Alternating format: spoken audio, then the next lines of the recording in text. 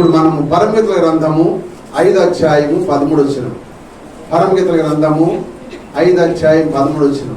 ఈరోజు మన మధ్యకి మరి కైతేపల్లి కొంజరాయి గారు కూడా మన మధ్య రావటం ఎంతో ఆశీర్వాదం. దేవుడు మరి ఆయన కూడా నడిపించాడు. చేసే ప్రార్థన అర్థం కాకుండా దేవుడు నడిపించాడు. దేవుడు అందరితో మాట్లాడు కాకి రాత్రి చదవండి. అతని చెక్కిళ్ళు పరిమళ పుష్పస్థానములు. చాలు చాలు అండర్లైన్ చేసుకోండి. అతని చెక్కిళ్ళు పరిమళ పుష్ప స్థానములు. ప్రార్థన చేసుకుని అందరూ కూడా తల వంచి ఈ రాత్రి నాతో మాట్లాడు ప్రభువా. అందరూ కూడా మీకు వాక్యం తెలిసినా తెలియకపోయినా దేవుడు ఏ సమయంలో ఏ విధంగా ఏ కోణంలో దేవుడు మాట్లాడతాడు ఆ మాటలు మనం విందాం. అందరూ కూడా కళ్ళు మూసుకుని ఈ రాత్రి నాతో మాట్లాడు ప్రభు అని ప్రార్థన చేయండి. నాతో మాట్లాడు ప్రభువా, నీవే మాట్లాడుమయ్యా. నాతో మాట్లాడు ప్రభువా, నీవే మాట్లాడుమయ్యా. నీవు పలికితే నాకు మేలయ్యా, నీవు పలికితే నాకు మేలయ్యా. నీ రక్షణయే నాకు సాలయ్యా, నీ రక్షణయే నాకు సాలయ్యా. నాతో మాట్లాడు ప్రభువా, నీవే మాట్లాడుమయ్యా. నీ వాక్యమే నన్ను బ్రతికించేది, నా బాధలలో నెమ్మదినిచ్చేది. నీ వాక్యమే నన్ను బ్రతికించేది, నా బాధలలో నెమ్మదినిచ్చేది. నీవు పలికితే నాకు మేలయ్యా, నీవు పలికితే నాకు మేలయ్యా. నీ దర్శనమే నాకు చాలయ్యా. యేసయ్యా నీ దర్శనమే నాకు చాలయ్యా. నాతో మాట్లాడు ప్రభువా, నీవే మాట్లాడుమయ్యా. యేసయ్యా ఈ రాత్రికాల సమయంలో నాతో మాతో మైక్ శబ్దాలు వింటున్న ప్రజలతో, లైవ్ లో చూస్తున్న ప్రజలతో అందరితో మీరు మాట్లాడయ్యా. మీరు మాట్లాడే దేవుడు అయ్యా. నేను అల్పుడును, అయోగుడును, బలహీనుడు, ఎవరికి మంచి లేదు, దుమ్ము తూలు లాంటి దిక్కుమాలను జ్ఞాపం చేసి నన్ను తొక్కిబట్టి మీరు నిలబడి మాట్లాడు ప్రభు. మీ వాకునకు నా నోటిని బోరగా వాడుకయ్యా. నాయనా మీరే స్థలం నుండి బోధించమని మీరు మాట్లాడుతుండగా పాపుల హృదయాలు రక్షించబడటానికి, విశ్వాస హృదయాలు బలపడటానికి మీ కృప దయచేయండి ప్రభువా. అనేక మంది వింటున్నారు నాయన, వారందరితో మీరు మాట్లాడమని యేసు క్రీస్తు నామమున అడుగుతున్నాను తండ్రి, ఆమేన్. ప్రభునందు ప్రియమైన దేవుని బిడ్డలారా, ఈ పరమగీతల గ్రంథాన్ని ఎన్నోసార్లు మీకు ఎన్నో సంవత్సరాల నుండి చెబుతూ వచ్చాను. ఈరోజు ఈ విషయాన్ని మనం నేర్చుకుందాం. ఇక్కడ ప్రియుడును ప్రియురాలు వర్ధిస్తాం. అతని చెక్కిళ్ళు పరిమళ పుష్ప స్థానములు. పరిమళ పుష్ప అంటే సువాసన కలిగినవి. ఆయన చెక్కిళ్ళు అనగా చెప్పండి, చంపలు. చెక్కిళ్ళు అంటే చెప్పండి అమ్మ, అందరూ చెప్పాలి. చెక్కిళ్ళు అంటే మన చంపలే చెక్కిళ్ళు. మన చంపలు కొట్టుకుంటాం అప్పుడప్పుడు ఏదైనా తప్పు చేస్తాం, అవునా? ఈ చంపలే యేసు ప్రభువు వారు ప్రియుడు అనమాట. ఆ చెక్కిళ్ళ గురించి సంఘం అనే షోలమతి వర్ణిస్తుంది. ఏమని వర్ణిస్తుందంటే అతని చెక్కిళ్ళు పరిమళ పుష్ప స్థానములని ఆ సంఘం వర్ణిస్తుంది. కనుక ఎవరు ఈయనగా మన ప్రభు అయిన యేసు క్రీస్తు వారు. ఆయన ఈ లోకంలోకి క్రీస్తు పూర్వం అనగా క్రీస్తు శకం అయిపోయిన తర్వాత, క్రీస్తు పూర్వం అయిపోయిన తర్వాత క్రీస్తు శకంలో ఆయన వచ్చారు. 2007 సంవత్సరాల క్రితం ఆయన పుట్టాడు. ఆయన 35 సంవత్సరాల ఈ లోకంలో జీవించాడు. మీరందరూ హట్టు చూడదు, దేవుడు చూడదు, నాయక చూడదు. 33 సంవత్సరాలు ఆయన ఈ లోకంలో జీవించాడు. అయితే 30 సంవత్సరాలు తండ్రి కింద, తండ్రికి తల్లికి లోబడి ఆయన వడ్రంగి పనిలో ఆయన కూడా సహకరించి ఆయన పని చేస్తూ ఉన్నాడు. కనుక ప్రియమైన దేవుని బిడ్డలారా, అయితే ఈ 3.5 సంవత్సరాలు ఆయన సువార్త ప్రకటించుకుంటూ వచ్చాడు. ఇప్పుడు ఇతర శక్తుల గురించి క్రీస్తు పూర్వము కొంతమంది ప్రవక్తలు ప్రవచించారు. అంటే ఎవరి శక్తుల గురించి? యేసు ప్రభు వారి చెంపల గురించి ప్రవచిస్తూ వచ్చారు. ఆ ప్రవచించి వచ్చిన వారిలో మనము చదువుదాం. ఇప్పుడు ఆయన చెక్కుల గురించి మొట్టమొదటగా యెషయా ప్రవక్త ప్రవచించాడు.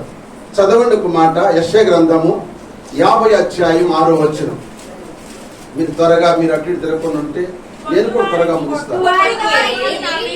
ఒక్కరు చదవండి. బైబిల్. పొట్టువారికి నా వీపును అప్పగించి, ఎంటుకలు పెరుకు వారికి ఏం అప్పగించాడంట? చంపలంటే గడ్డం. ఈ చంపల మీద పురుషులకి ఏమంటే ఎంటుకలు ఉంటాయి, గడ్డాలు, ఎంటుకలు. వాటిని పట్టుకుని పీకరని చేసుకోవాలి. ఎంత నొప్పో తెలుసా, ఎంత బాధో. ఈ పక్క గుప్పుడు ఈ పక్క గుప్పుడు పట్టుకుని అక్కడ పీకితే ఆ చర్మం చిట్లిపోయి ఆ ఎంటుకలు గుప్పుల్లో పీకొచ్చేసినాయి. ఆ ఎంటుకలు పీకొచ్చినప్పుడు రక్తం ముద్దలా కారిపోయింది. అంతగా చేస్తారు అని క్రీస్తు పూర్వం 700 సంవత్సరాల ముందే యెషయా ప్రవక్త ప్రవచించాడు ప్రభు యేసు. కనుక ఆయన చెప్పినట్టుగా నేను చెంపలు పీకారు, చెంపల మీద ఉన్న ఎంటుకలు పీకేశారు. రెండవ ప్రవక్త ఏం ప్రవచించాడంటే మీకా ప్రవక్త ప్రవచించాడు ఒక మాట. యెషయా మీకా గ్రంథం 5వ అధ్యాయం మొట్టమొదటి వచ్చిన మీకా ప్రవక్త 5వ అధ్యాయం మొట్టమొదటి వచ్చిన. అయితే సమూహములుగా కూడుదానా, సమూహములుగా కూడుము. శత్రువులు మన పట్టణం ముట్టడి వేయుచున్నారు. వారు ఇశ్రాయేలీయుల న్యాయాధిపతిని కర్రతో కొట్టిన చెంప మీద. మీకా ప్రవక్త ప్రవచించాడు. ఎవరిని కొట్టారు? యేసు ప్రభువారిని. ఆయన చెక్కుళ్ళు పరిమళ పుష్ప స్థానం కలిగిన ఆ చెక్కుళ్లను ఒకళ్ళు యెషయా ప్రవక్త ప్రవచించాడు. ఫలానా ఆయన రాబోతున్నాడు, మెస్సయ్య రాబోతున్నాడు, ఆయన మనకు శిశువుగా పుడతాడు, కుమారుడు అనుగ్రహించబడతాడు, ఆయన భుజం మీద రాజ్యభారం ఉందని, ఆశ్చర్యకరుడు, ఆలోచనకర్త, బలవంతుడు దేవుడు, ఉంచిన తండ్రి, సమాధానకర్త ఆయన పేరు పెట్టబడుతుందని చెప్పిన ఆ ప్రవచించిన ప్రవక్త అంటాడు ఆయన చెంప ఎంటుకలు పట్టుకుని పీకుతారని ఆయన ప్రవచించాడు. ఇక్కడ మీకా ప్రవక్త అన్నాడు ఇశ్రాయేలుకు న్యాయాధిపతి, అంటే దేవుని ప్రజలకు న్యాయాధిపతి మన ప్రభు అయిన యేసుక్రీస్తు. ఆయనంట కర్ర తీసుకుని చెంపల మీద కొట్టుచున్నారు ఆయన ప్రవచించాడు. మీకా ప్రవక్త ప్రవచించాడు. మూడవది ఇర్మీయా ప్రవచించాడు. ఇలాపి గ్రంథం 3వ అధ్యాయం 30వ వచనం. ఇలాపి గ్రంథం 3వ అధ్యాయం 30వ వచనం. అతడు నన్ను కొట్టువాని తట్టు తన చెంపలను త్రిప్పవలెను. చూడండి, ఇక్కడ కొట్టువాని తట్టు చెంపలు తిప్పమన్నాడు, తిప్పుతాడు ఆయన అని ఇర్మీయా ప్రవక్త కూడా ప్రవచించాడు. ఇర్మీయా, ఎలాపి అన్ని ఆయన రాసినవి. కనుక ప్రవక్తలు ప్రవచించిన ప్రవచనాలు నెరవేర్చడం కొరకు యేసు ప్రభు వారు క్రీస్తు శకంలో ఆయన ఈ లోకానికి వచ్చాడు. ఈ లోకానికి వచ్చి 33.5 సంవత్సరాలు ఆయన జీవితంలో 3.5 సంవత్సరాలు ఆయన రాజ్య సువార్త ప్రకటిస్తూ ఈ లోకంలో అనేకులకు మేలుకరంగా అనేకులకు దీవెనికరంగా ఆయన జరిగిస్తానికి లోకానికి వచ్చి రాజ్య సువార్తను ప్రకటించినప్పుడు ఆయన కూడా మొట్టమొదటిగా మత్తయి సువార్త 5వ అధ్యాయంలో ఆయన కొండ మీద కూర్చొని ప్రవచనం బోధించాడు, ప్రసంగం చేశాడు. ఆ ప్రసంగం చేసినప్పుడు ఆయన చెప్పిన మాట ఏంటంటే, చూడండి ఒక మాట, 5వ అధ్యాయము 38 చూద్దాం. 38 చూడు. కంటికి కన్ను పంటికి పన్ను అని చెప్పబడిన మాట మీరు విన్నారు కదా. నేను మీతో చెప్పున్నది ఏమనగా, దుష్టుని ఎదిరింపక నిన్ను కుడి చెంప మీద కొట్టువానికి వైపునకు ఆమేన్ చెప్పండి. యేసు వారు కూడా బోధించాడు ఈ బోధ. పూర్వదినాల్లో మోషే నియమించిన పద్ధతి ప్రకారం అయితే, ధర్మశాస్త్ర ప్రకారం అయితే కంటికి కన్ను పంటికి పన్ను, తన్నుని తనమన్నాడు, చంద్రుని చంపన్నాడు. కానీ ఇప్పుడు యేసు వారు వచ్చి బాధ ఏం మార్చాడంటే, నిన్ను కుడి చెంపను కొడితే ఎడం చెంప కూడా చూపమన్నాడు యేసయ్య. సోదరం చెప్పండి. నిన్ను కొడితే ఊరుకుంటావా చెంప మీద? అయ్యా సహోదరు నీ చెంపను కొట్టావు కదా, నువ్వు ఈ చెంప కొట్టు అని ఇస్తావా? నువ్వు ఇస్తావా? ప్రభు నమ్ముకున్నాం కానీ ఇస్తావా చెంపలు? మనం ఇయ్యం. కానీ చెప్తున్నాడు యేసు ప్రభు వారు, ఆయన మాట మనం వినాలి. ఒకవేళ కొడితే నిన్ను కొడితే నువ్వు మౌనంగా ఉండాలి. నేను దూషిస్తే మౌనంగా ఉండాలి. నేను అపహసిస్తే మౌనంగా ఉండాలి. ఈ కొండ మీద కూర్చొని చేసిన ప్రసంగం అంతా కూడా చాలా అద్భుతమైన ప్రసంగం చేశాడు యేసు ప్రభు వారు. అందుకని ఆయన చెంపల మీద కొట్టారు. ఆయన నీతిమంతుడు, యథార్థవంతుడు, న్యాయవంతుడు. ఆయన చెడుతనం నిశ్చించి పాపులను రక్షిస్తానికి పరలోకం నుండి భూలోకానికి ఆయన పరమ కుమారుడైన యేసు ప్రభు ఈ లోకానికి వచ్చి మన కొరకు ఎంతో త్యాగం చేశాడు, మన కొరకు ఎంతో ప్రాణం పెట్టాడు.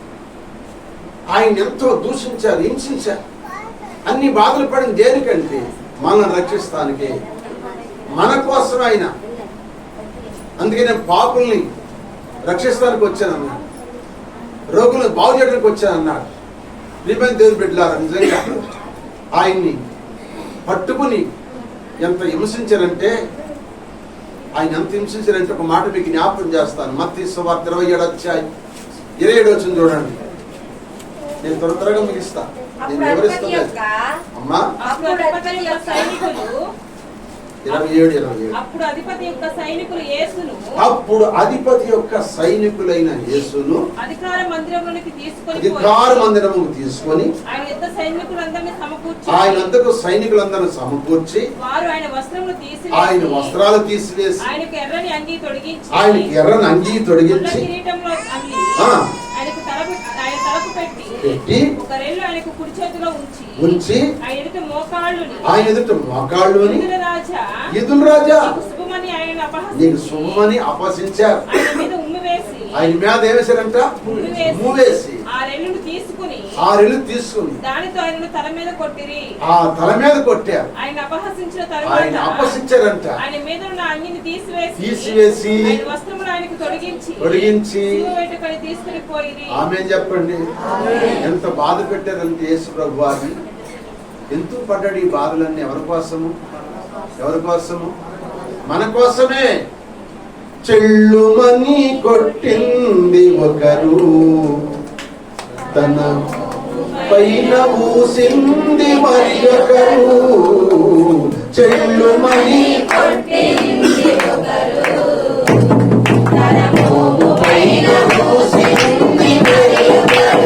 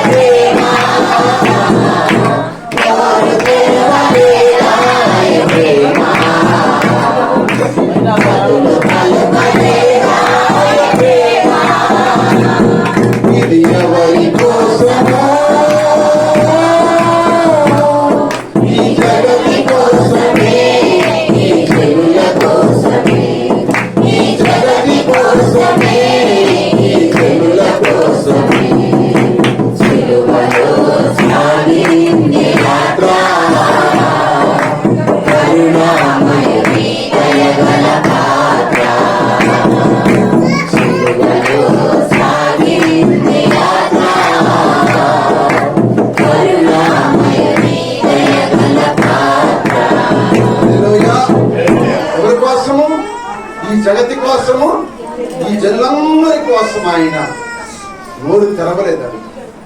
చెంప వెంట్రుకలు దిగుతున్నప్పుడు, ముఖం మీద ఉమ్మూస్తున్నప్పుడు, ఓడదకు 40 దెబ్బలు రాను వారి కొడలతో కొట్టి చర్మాన్ని చీల్చినప్పుడు, రక్తము కారుతున్నప్పుడు, ముఖం మీద పూసిన ఉమ్ము బెరడుగట్టుపోయి నీ సువాసన కొడుతున్నప్పుడు, ముళ్ళ కిరీటం తలలో గుచ్చేసి కొట్టి ధరించినప్పుడు, ఆయన హేళన చేస్తూ, ఎగతాళి చేస్తూ, అవమానపరుస్తూ అన్ని చేస్తున్నా కూడా ఆయన ఎందుకు మౌనంగా ఉన్నాడంటే మనం రక్షిస్తానికి.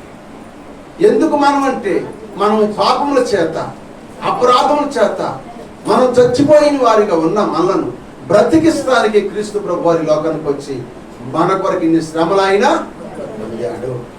ఆ శిలువ ధ్యానాన్ని మనం ధ్యానిస్తున్నాము.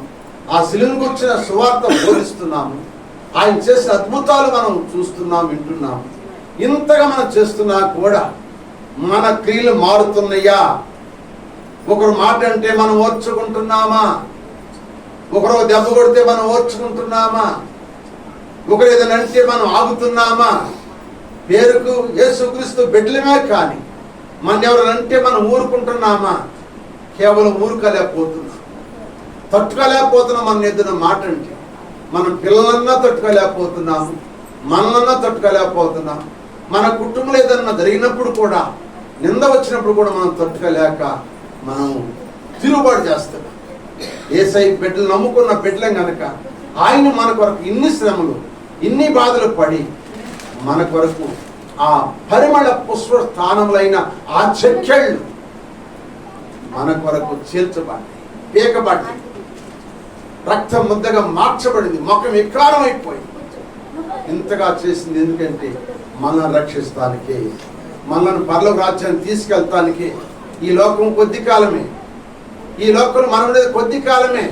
ఈ లోకం శాస్త్రం ఇది కాదు కదా, మనము శాస్త్రం కాదు కదా, మన గ్యారెంటీ లేదు కదా. మనం ఎప్పుడు చచ్చిపోతాం మన గ్యారెంటీ లేదు. ఈరోజు బాగున్నాం, రేపు ఎట్లుంటాం తెలియదు, ఎట్లుంటాం తెలియదు. అప్పటికప్పుడే మనిషికి నీరసం వచ్చేస్తుంది, అప్పటికప్పుడే గుండె హార్ట్ వచ్చేస్తుంది, అప్పటికప్పుడే బీపీ షుగర్ పెరిగిపోతుంది, అప్పటికప్పుడే క్యాన్సర్ పగిలిపోతుంది, అప్పటికప్పుడే థైరాయిడ్ పగిలిపోతుంది. చనిపోతున్నారు ఎంతో మంది, అప్పటికప్పుడు యాక్సిడెంట్లో చచ్చిపోతున్నారు, అప్పటికప్పుడు ఆత్మహత్యలు చేసుకుంటున్నారు. కారణం ఎందుకు? ఈ లోకం ఏది శాస్త్రం కాదు. ఈరోజు ధనము, బలము, ఘనము ఉన్నప్పుడే ఆ పరమ తండ్రి యేసు ప్రభువారిని నువ్వు నమ్మినట్టయితే ఆయన మహిమ చూస్తావు. భూలోకమందు సమాధానము, పరలోక నిత్యరాజ్యం దేవుడు మనకిచ్చును గాక. అందుకే ఇన్ని శ్రమలు పొందాడు ఆయన. ఆయన మాంసం అంతా ముద్దగా మార్చబడింది. ఆయన చంపలమ్మటే రక్తం కారుతావు. ఆయన గురించి యోబు గారు ప్రవచించాడు. ఏమని ప్రవచించాడు తెలుసా?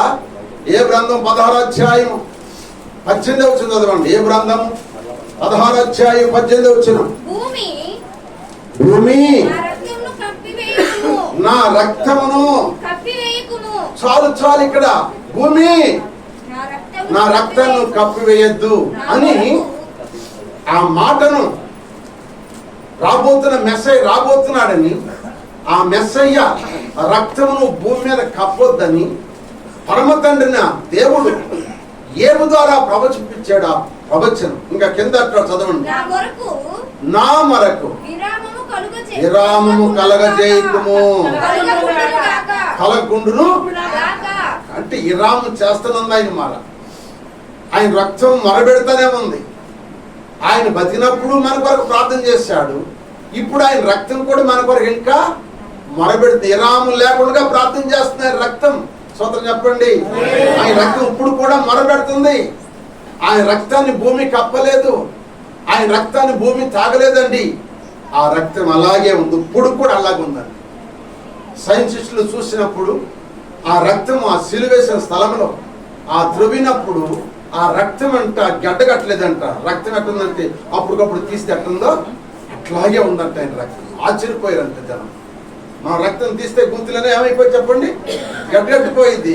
ఇప్పుడు 2020 సంవత్సరాల నాడు పడిన రక్తము ఇప్పుడు కూడా ఎట్టుందంట, అప్పుడు తీసిన రక్తం అప్పుడు ఇప్పుడు గడ్డకుందంట.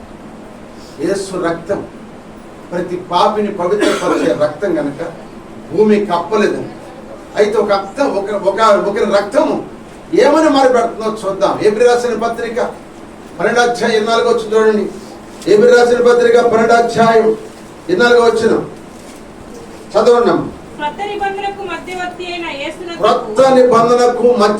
అయిన యేసునొద్దకును హేబెలు కంటే మరి శ్రేష్ఠముగా పలుకు ప్రోక్ష రక్తములకును మీరు వచ్చి ఉన్నారు. మీకు బుద్ధి చెప్పుచున్న వానిని నిరాకరింపబడకున్నట్లు చూచుకొనుడి. చాలు ఇక్కడ అంటున్నాడు, మనం క్రొత్త నిబంధన అనే రక్తం కిందకు వచ్చాం. మనం అది శ్రేష్టమైన రక్తం అంట. ఏ రక్తం కంటే? హేబెలు రక్తం కంటే శ్రేష్టమైనది. మొట్టమొదటిగా రక్తం చిందించింది ఎవరిదంటే హేబెలుది. హేబెలు రక్తం మొట్టమొదటిగా చిందించబడింది భూమి మీద. ఆ తర్వాత యేసయ్య రక్తము. ఇది శ్రేష్టమైన రక్తం, ఇది అమూల్యమైన రక్తం. అయితే హేబెలు రక్తం అంట కంటే శ్రేష్టమైన రక్తం అన్నాడు. హేబెలు కూడా నీతిమంతుడే. హేబెలు దేవునికి శ్రేష్టమైన బలికి అర్పించాడు. హేబెలు నీతిమంతుడే. ఆ నీతిమంతుడి రక్తం ఏమంటుందో చూద్దాం. ఆదికాండం 4:10. ఆదికాండం 4:10. నీవు చేసిన పని ఏమిటి? నీ తమ్ముని రక్తం యొక్క స్వరము నేలలో నుండి నాకు మొరపెట్టుచున్నది. కావున నీ తమ్ముని రక్తం నీ చేతిలో నుండి పుచ్చుకొనుట నోరు తెరిచిన ఈ నేల మీద ఉండకుండా నీవు శపింపబడిన వాడవు. చూడండి, గమనించండి. హేబెలు రక్తము భూమి మింగేసింది, భూమి త్రాగేసి ఏముంటుందంటే, భూమి నుండి ఆ రక్తం ఏముంటుందంటే దేవునికి మొరపెట్టింది. ప్రభువా, నేను నేల అంటే అదే భూమే కదా, నేల నుండి మొరపెట్టింది. ఏమని? ప్రభువా, నన్ను అన్యాయంగా చంపేశాడు, నేను నీకు శ్రేష్టమైన బలి ఇచ్చాను. అతను ఇచ్చిన బలి నువ్వు అతను అర్పణ నువ్వు అంగీకరించలేదు. నా అర్పణ నువ్వు అంగీకరించావని నా మీద అతనికి కుళ్ళు కుట్ర వచ్చి నన్ను చంపేశాడు. నువ్వు ప్రతీకారం తీర్చవా అని హేబెలు రక్తం అంట దేవునికి మొరబెడుతుందంట. దేవుని స్తోత్రం చెప్పండి. అన్న తమ్ముడు చంపాడు. ఆ రక్తం మొరబెడుతుంది ఏమని? నా అన్నకు ప్రతీకారం నువ్వు చెయ్యమని. అప్పుడు హేబెలు రక్తం మొరబెట్టినప్పుడు ఆ మొర విన్న దేవుడు కయ్యూను దగ్గరికి వచ్చి, కయ్యూను, నీ తమ్ముడు ఎక్కడా అన్నాడు. నా తమ్ముడు నువ్వే కావులు పెట్టావేంటి నన్ను అన్నాడు. నీ తమ్ముని యొక్క రక్తం భూమి నాకు మొరబెడుతుంది కనుక ఈ భూమి నీ నిమిత్తము శపించబడునుగా అన్నాడు. సోదరు చెప్పండి. ఆనాడు ఆదాము చేసిన ఆజ్ఞకు భూమి శపించబడునుగాక, అది గచ్చ పొదల ముళ్ళ పొదల మొలుసును గాక అని చెప్పాడు. ఇప్పుడు కయ్యూను పండించే పంట అంతా ఏమైపోయిందంటే ఇప్పుడు శపించబడిపోయింది. హేబెలు రక్తం ప్రతీకారం తీసుకుంది, అన్న మీద ప్రతీకారం తీసుకుంది కనుక అన్నకి ఆ చేలు పండలేదు. అతను ఎక్కడ విత్తనం వేసినా, ఏ విత్తనం వేసినా పడలేదంట, చచ్చిపోయిందని, అది కుళ్ళిపోయిందని, మాడిపోయిందని. ఇక పొలాలు పండపోతే దేశ దిమ్మరం అయిపోతా ఉన్నారు. ఏమని చెప్పండి? దేశ దిమ్మరం అయిపోయాడు. అందుకే కయ్యూను సంతానం అంతా దేశ దిమ్మరం అయిపోయిందంట. దేవుని స్తోత్రం చెప్పండి. అంటే హేబెలు రక్తము ప్రతీకారం తీసుకుంది. మరి యేసయ్య రక్తం ఏమంటుంది? భూమి నా రక్తాన్ని కప్పుది. యేసు రక్తము మనల్ని క్షమిస్తుంది. యేసు రక్తం మనల్ని క్షమిస్తుంది. అందుకే ఆ రక్తం కిందకు వచ్చాం. మనం శ్రేష్టమైన రక్తం కిందకు వచ్చాం కనుక ఆ రక్తమే ప్రతి పాపిని పవిత్ర పరుస్తున్నది. ఆ రక్తం పవిత్ర పరచబోతే ఆ రక్తం మనం క్షమిస్తుంది. ఎందుకంటే మనం చేసిన అపరాధాలు, మనం చేసే పాపాలు, మనం చేసే నరహత్యలు, మనం చేసే దుర్మార్గ పనులు, మనం చేసిన పాపాలన్నీ కూడా, ఇన్ని చేసేవన్నీ కూడా క్షమించనంటే ఆయన రక్తం మనను క్షమిస్తుంది. సోదరులు చెప్పండి, అందరూ చెప్పండి హల్లెలూయా. చేతులు పైకెత్తి దేవుని సోదరులు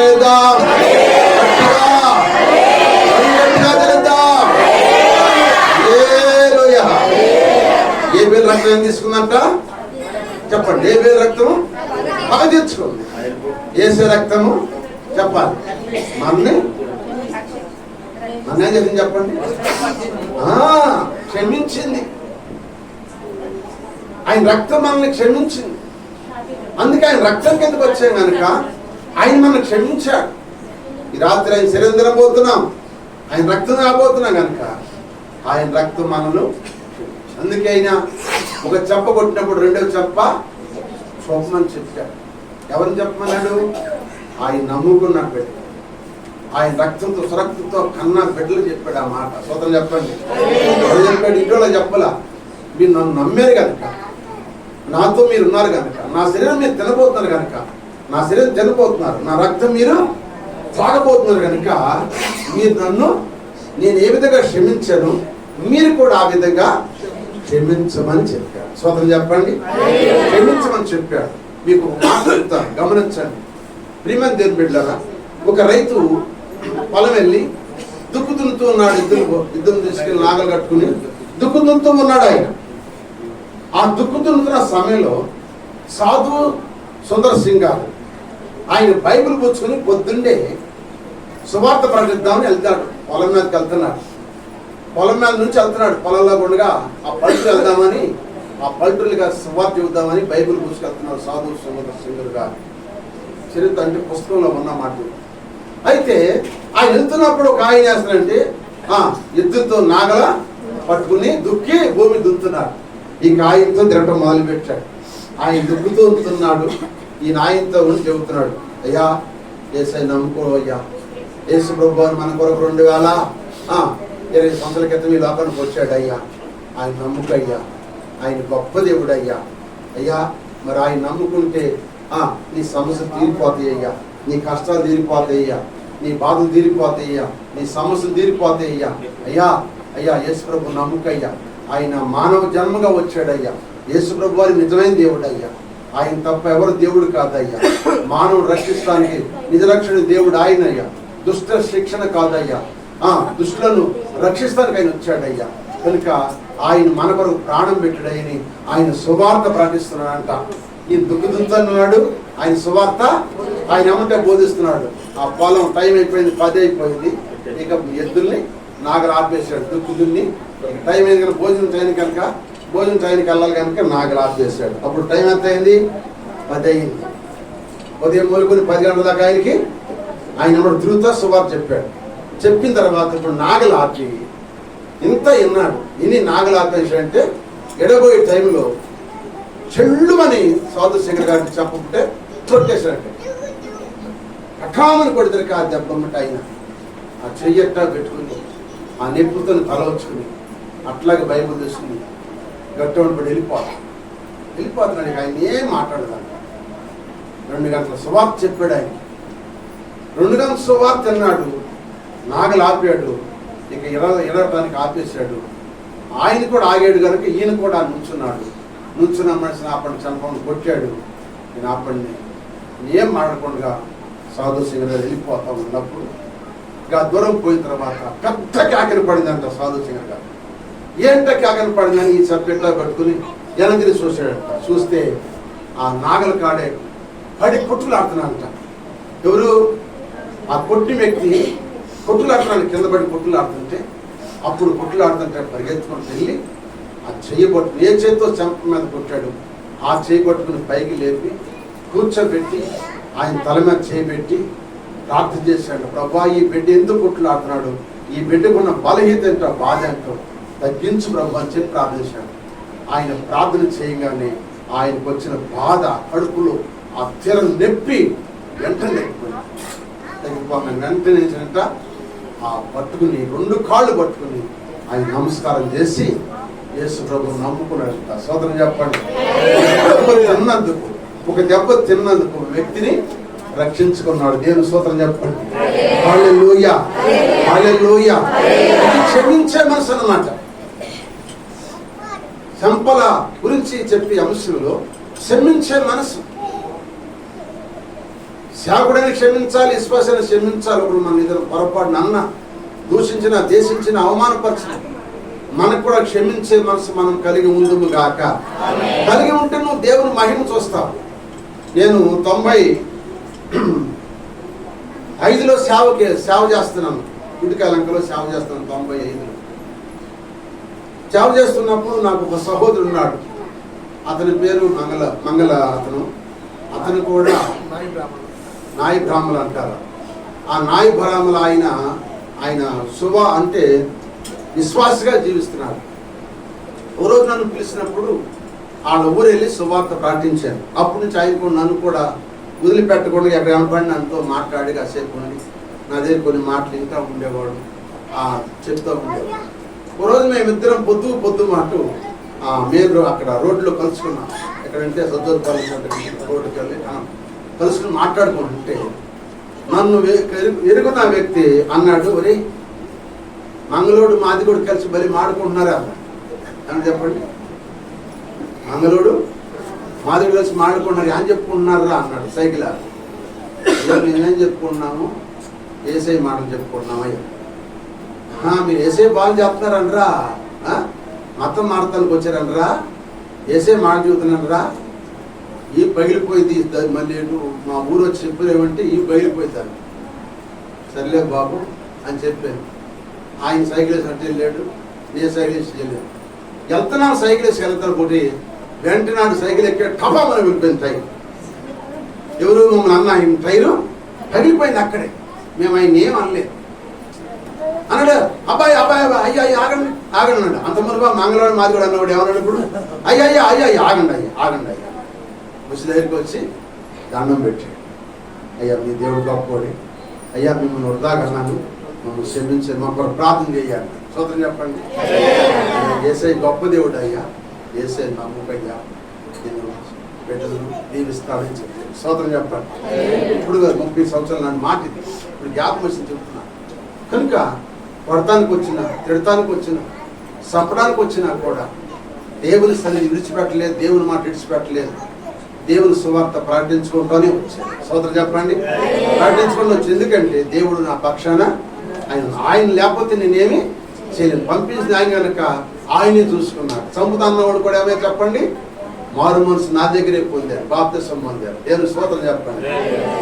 కనుక ప్రియమైన దేవుని బిడ్డలారా, క్షమించే మనసు మనకు కలిగి, అందుకే ఆయన రక్తము క్షమించే రక్తం. ఏ పేరు రక్తము? ప్రతీకారం తీసుకున్న రక్తం. ఈ రాత్రి ఏసే రక్తంలో తాగబోతున్న, ఏసే తినబోతున్న మనలో ప్రతీకారం తీసుకున్నామా? క్షమిస్తాం మన సహోదరుల్ని. చెప్పాలి నాకు ఇప్పుడు స్త్రీలో చెప్పాలి. క్షమించే మనసు కలిగి ఉంటావా? యేసు రక్తం తాగుతున్నామా? క్షమించే మనసు కలిగి ఉందామా? ప్రతీకారం తీసుకున్నామా? అందరు చెప్పట్లా? అందరు చెబుతున్నారా? అందరు చెబితే దేవునికి ఒకసారి గట్టిగా స్తోత్రం చెప్పండి. దేవుడు మీ అందరూ దీవించునుగా. ఆయన క్షమించే మనసు, ఆయన శరీరం తినబోతున్నా, ఆయన రక్తం తాగబోతున్నా కనుక మనం చెంప కొట్టినా, ఇంకో చెంప చూపుతాం, తిట్టినా మన అన్నకుండా వద్దాం. ప్రతీకారం తీసుకుని దేవుడు బ్రహ్మ తండ్రి అందుకంటాడు, ఉగ్రతకు నాకు చోటు ఇవ్వండి, మీరు తీర్పు తెచ్చుకుని చెప్పాడు. మనం ఎవరు తీర్పు తీర్చే అవసరంలా, మనం వెళ్ళిపోతా ఉంటే తీర్పు తీర్చే దేవుడు ఆయన ఉన్నాడు. ఆయనే న్యాయాధి. ఆ న్యాయాధిపతిని కర్రతో మీద కొట్టారు, రెల్లు కర్రతో. హల్లెలూయా. కానీ మనం ఆయన శరీరం తినబోతున్నాం. అందుకే దేవుని వాక్యం మాట మీకు జ్ఞాపకం చేస్తాం. చూడండి, ఆ సామెతల గ్రంథం 17వ అధ్యాయం 9వ వచనం. సామెతలు 17:9.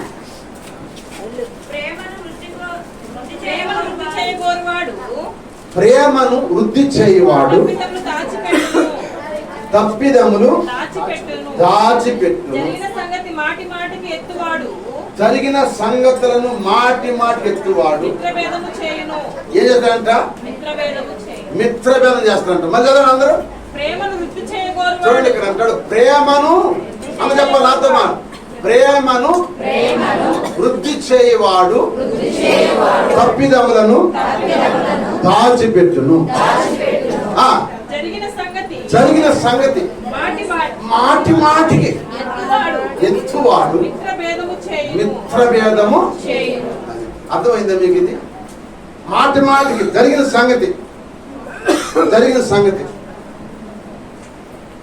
సంగతి ఏంటంటే, ఇప్పుడు బోధన బాబాయ్ నూతనంగా వచ్చాడు. ఆ వచ్చిన వ్యక్తి, ఆ వ్యక్తిని మనందరం సంతోషించి అందరూ ప్రార్థన చేసి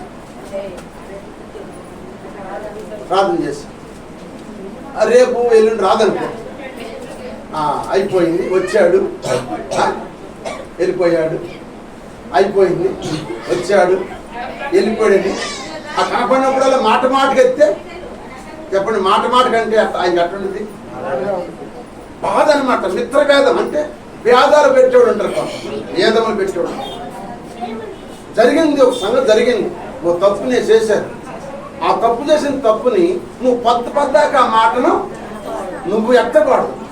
నువ్వు ఎత్తావంటే ఏంటంటే అక్కడ ఆ తగాదు పెడతానికే నువ్వు పూనుకున్నట్ట. ఇప్పుడు ప్రేమను వృద్ధి చేయవాడు తప్పిదములను దాచిపెడతాడంట. ఇదిగో ఇప్పుడు ఇది ప్రేమ అండి. ఆయన చూడండి, ఇదేంటి? ఈ వస్త్రం ప్రేమ, ఇది పాపం, తప్పిదం అంటే పాపం అన్నమాట. ఈ పాపం ఇక్కడ ఉంది. ఈ ప్రేమని వస్త్రం అంటే నీలో ప్రేమ ఉంటే ఈ ప్రేమలంటే ఈ తప్పిదాన్ని అది కప్పేయాలన్నమాట. కప్పేసి కనపడిదా? వాడు తప్పు చేస్తే వాడి తప్పును మనం కప్పేది కానీ, స్త్రీ కానీ పురుషుడు కానీ తప్పు చేస్తే తప్పును మనం కప్పేది కానీ, దాన్ని మాటికి మనము ఏలు పెట్టి చూపకూడదు. అందుకే యేసయ్య మన పాపలనంట ఒక్కసారి అగాధ సముద్రంలో ముంచేశాడంట, మళ్ళీ పైకి రాకుండా ముంచేశాడు. ఇక మళ్ళీ ఆయన జ్ఞాపకము తెలుసుకోలేదు. మనం కూడా ఎవరి పాపాలు మనం జ్ఞాపకం చేసుకున్న పని లేదు. మన పాపాన్ని కప్పిన యేసయ్య, మన ప్రేమించిన యేసయ్య మన పాపాన్ని కప్పాడు కనుక మన చేతితో ఎవరైనా పాపం చేస్తే ఆ పాపాన్ని మనం కప్పాలి కానీ ఆ పాపాన్ని తీసుకెళ్ళి పచ్చంగా వెళ్ళిపెట్టడం వాళ్ళకి చెప్పకూడదు. చెప్పామనుకో మిత్రభేదం వచ్చింది. సోదరు చెప్పండి, మిత్రభేదం వచ్చింది. అందుకని మిత్రభేదం రాకుండా మనం ఏం చేయాలంటే కప్పు వేయాలి, ప్రేమ ఉండాలి మనలో. హల్లెలూయ. అందుకని రాత్రి శరీరం తినబోతున్నాం, టైం దరిపాసన శరీరం తినబోతున్నాం కనుక మీకు ఒక చక్కని మాట చూపిస్తాను. చూడండి, కొరింథీ రాసిన మొదటి పత్రిక 11వ అధ్యాయం 26వ వచనం చదవండి. కొరింథీ రాసిన మొదటి పత్రిక ఇక్కడ చదవండి. అప్పుడు చదవండి అమ్మా. మీరు ఈ రొట్టెని తిని ఈ పాత్రలోనిది ప్రభు వచ్చే వరకు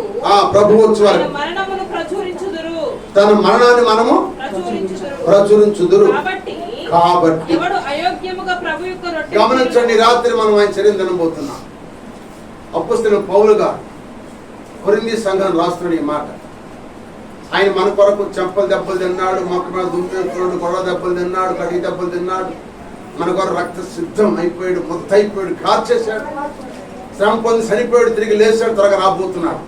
ఆయన రక్తం తినబోతున్నాం, రక్తం తాగబోతున్నాం. ఆయన రక్తంలో మనం కడబడ్డాం, నమ్మి బాప్తిసం పొందాం, దేవుని బిడ్డలను పేరు పెట్టి పిలుచుకున్నాం కనుక ఇక్కడ ఆయన శరీరం తినబోతున్నప్పుడు ఇక్కడ చెబుతున్న మాట ఏంటంటే, మీరు ఈ రొట్టెను తిని ఈ పాత్రలను త్రాగునప్పుడల్లా ప్రభు వచ్చు వరకు ఆయన మరణమును ప్రచురించుదురు. కాబట్టి ఎవడు అయోగ్యముగా ప్రభు యొక్క రొట్టె తినో లేక ఆయన పాత్రలను త్రాగునో వాడు ప్రభు యొక్క శరీరము గూర్చి రక్తమును గూర్చి ఏముందంట, అది ఆయన శరీరం తింటున్న నీవు, ఆయన రక్తం తాగుతున్న నీవంట. ఆయన మరణం గురించి ఎవరికైనా చెప్పాలి పక్కవాళ్ళకు. స్వతం చెప్పండి. నువ్వు పొలం వెళ్ళినా, ఉద్యోగానికి వెళ్ళినా, వ్యాపారానికి వెళ్ళినా, వ్యవసాయానికి వెళ్ళినా, నువ్వు ఆయన శరీరం తింటున్నావు కనుక, రక్తం తాగుతున్నావు కనుక ఏం చేయాలి? నువ్వు ఆయన మన కొరకు మరణించాడమ్మా. ఒక వ్యక్తిగా చెప్పాలి. నెలలో ఒకసారి, నువ్వు నెలకు ఒక్కసారి ఒక వ్యక్తిగా నువ్వు చెబితే నువ్వు ధన్యురాలివి, దండు అవుతావు. స్వతం చెప్పండి. నా బిడ్డ నా శరీరం తింది, నా రక్తం తాగింది కనుక నా గురించి ఇతరులకి చెప్పిందని యేసయ్య సంతోషపడతాడు. స్వతం చెప్పండి. హల్లెలూయా. తింటాం, తాగుతాం, 3 డ్రెస్సులు వెళ్ళిపోయి కొనుక్కుంటాం. ఎవరికి చెప్పము, మన వచ్చేదాకా కూడా. స్వతం చెప్పండి. ఎవరికి చెప్పము. పొడి మాటలు, ఇడి మాటలు, లోక సంబంధించిన మాటలు అయితే రైతు పౌరు కూర్చుని చెట్ల కాడో, పుట్ల కాడో, గట్ల మీద, మంచాల కాడో, కంచాల కాడో కూర్చొని చెప్పుకుంటాం. కానీ ఆయన మాట మనము చెప్పము. చెప్పే బిడ్డగా ఉండు. తర్వాత అంటాడు కాబట్టి ప్రతి మనుషుడు తన్ను తాను పరీక్షించుకొనవలెను. నీకు నువ్వే పరీక్షించుకోవాలి. నాకు నేనే పరీక్షించుకోవాలి. పరీక్షించుకోకుండా తినకూడదు. పరీక్షించుకోకుండా తినకూడదు. ఎవరైనా పొరుగుడు అన్నం తెచ్చిపెట్టారనుకో, దాన్ని ఏం చేస్తా సొంతం లేదు కొంతమంది. పొరుగుడు ఏదైనా పెట్టారనుకో, సర్దిపడిందా, మంచిదా, మంచి వస్తుందా, సర్ది వస్తుంది, సొంతం లేదా, పరీక్షించుకుంటా లేదా. పొరుగుడు ఏదైనా పెడితే పరీక్షించినప్పుడు తింటా. మరి ఈ శరీరం కూడా ఏసే శరీరం తినాలంటే, ఏసే రక్తం తినాలంటే ఏం చేయాలి? పరీక్షించుకోవాలి.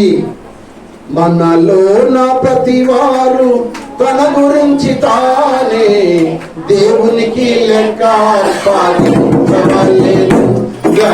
దేవునికి లెక్క పాలించవలెను.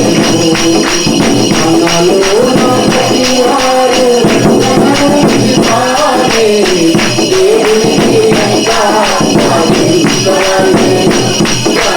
దేవునికి లెక్క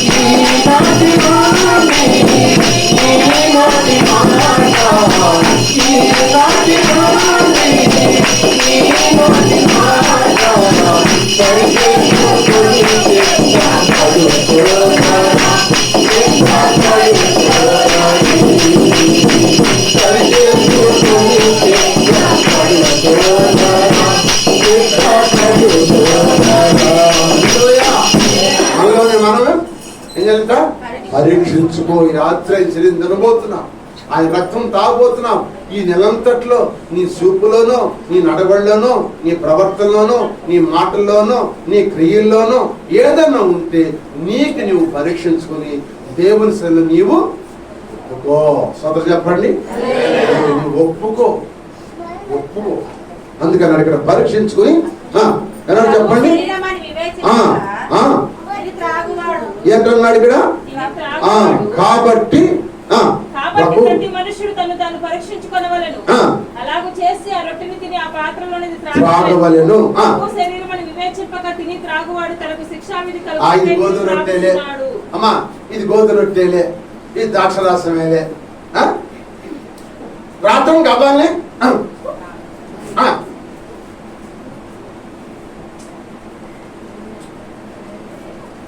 అర్థమవుతుంది మీకు?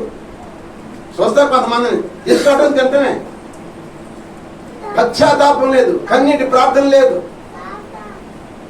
పశ్చాత్తాపం లేదు, కన్నీటి ప్రార్థన లేదు. ఎవరిదా శరీరము, ఎవరిదా రక్తము, ఎవరి కోసం ఆయన చెల్లించాడు క్రైదనం, ఎవరి కోసం ఇంత శ్రమ పడ్డాడు, ఎవరి కోసం ఇంత బాధపడ్డాడు?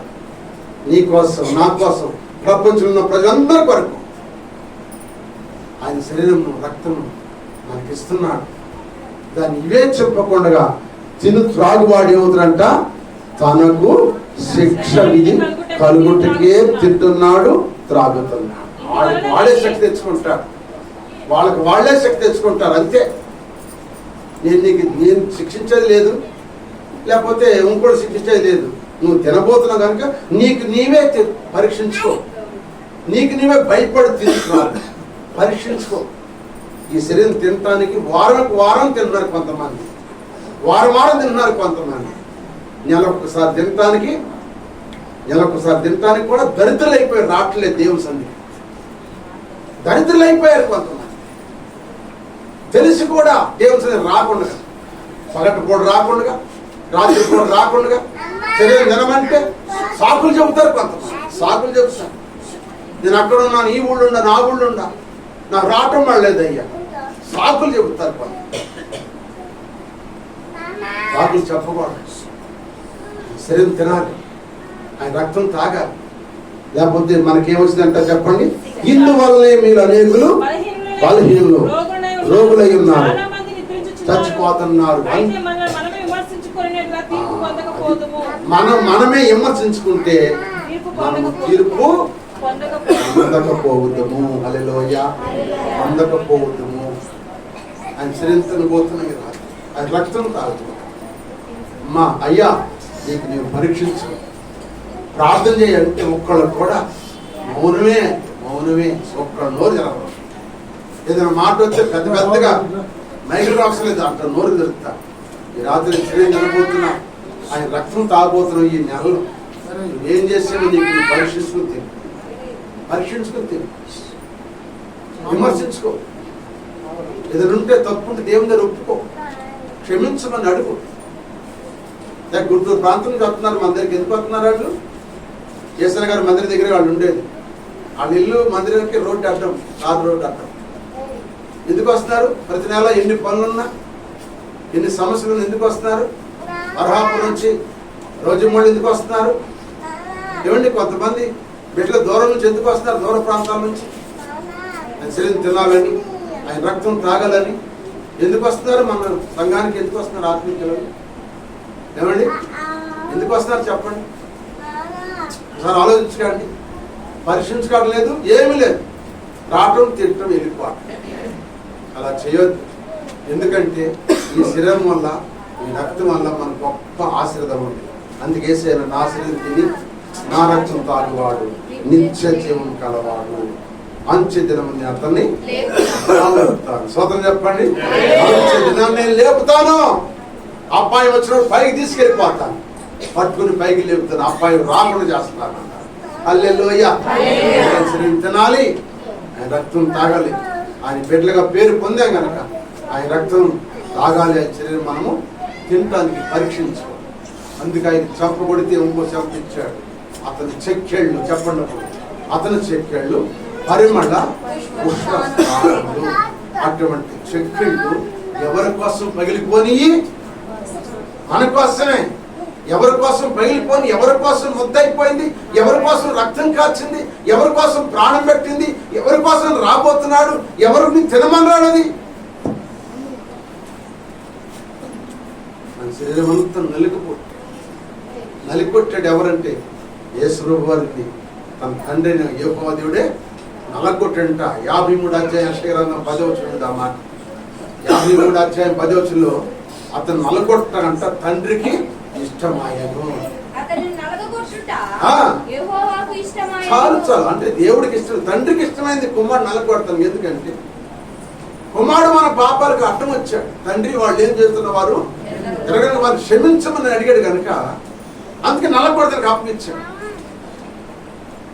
ఆ పిండిని శాస్త్రులు, పరిసయ్యులు, సద్దుకులు అందరూ కూడా పిసికారు, గట్టిగా పిసికి రొట్టిగా చేశారు. ఆ రొట్టిని నుప్పుల మీద వేసి సొంత జనుల యూదా ప్రజలే, యూదులే, యేసుప్రభు వారు వంశంలో పుట్టిన వాళ్ళు యూదులే, జ్ఞానం మీద అగ్గితో కాల్చారు. ఆ శరీరం సామాన్యమైందా?